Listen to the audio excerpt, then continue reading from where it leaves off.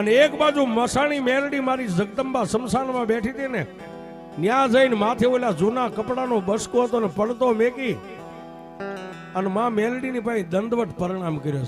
સાહેબ જાતે મુસલમાન હતો, એને કેમ હિન્દુ પગે લાગે આવડતું નતું, પણ એક બાજુ આમ બસકો પડ્યો અને એક બાજુ મેલડીના પગમાં સલીમ પડ્યો ને એટલું કીધું કે એ માં, એ દુનિયામાં મને મોમેડિયન ના દીકરાને એટલું ખબર છે કે તારા પગ ઝાલીને કોઈ તને માં કે ને એને તું મરવા નથી દેતી મેલડી, આટલી મને ખબર છે, બાકી ખબર નથી.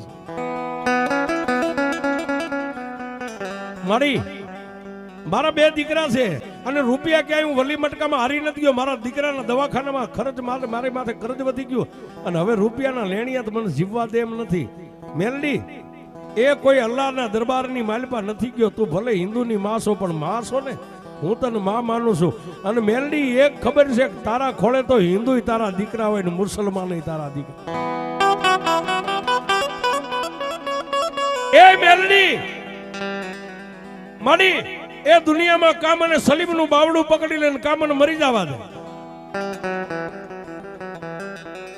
સાહેબ આંખમાંથી ત્રણે કાહુડા પડ્યા ને, પથ્થરનો એક મહા મેલડીની મૂર્તિ હતી ને, પથ્થરની મૂર્તિમાંથી લોઢાના દાંતની કકડાવી બોલાવીને મેલડી એટલું બોલી, સલીમ એ સલીમ મરતા પહેલા કોઈ મને મેલડીને ખાલી ત્રાહી નજરે આમ જોઈ લે ને, એને હું નથી મરવા દેતી, તું તો મારા પગે આવ્યો છો અને જો ભલા માણા તને મરવા દઉં તો દુનિયામાં હું મેલડી નો હોય.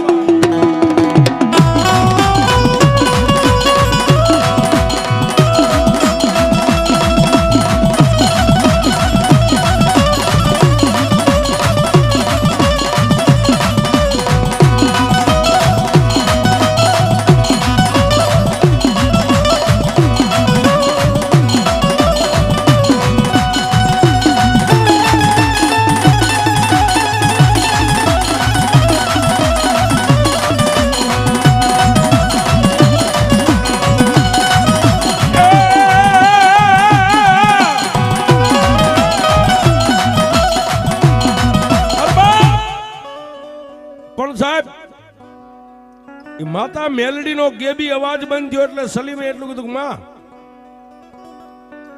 મારી હવે મારે તારો આશરો, તારી સિવાય ક્યાંય નહીં જાવ.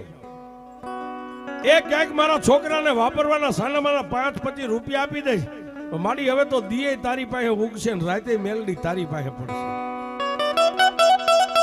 પણ મારી એ આ શમશાનની માલપા બીજું કોઈ નથી, એક તું છો ને એક હું છું બાપ. પણ મેલડી એક તને વાત કહું, જેને મને મારવાની ધમકી આપીને એને ખબર પડશે